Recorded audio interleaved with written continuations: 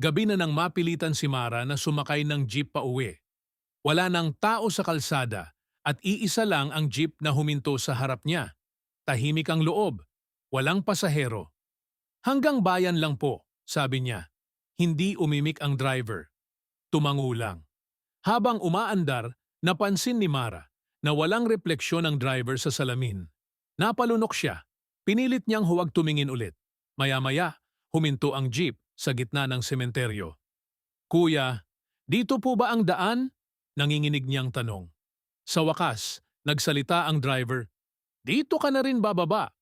Biglang bumukas ang mga pinto. Sa labas, may mga taong putla ang mukha. Sabay-sabay siyang tiningnan. Napasigaw si Mara at nagising sa sarili niyang kama. Kinabukasan, nabalitaan niya sa balita. May isang jeep na naaksidente kagabi.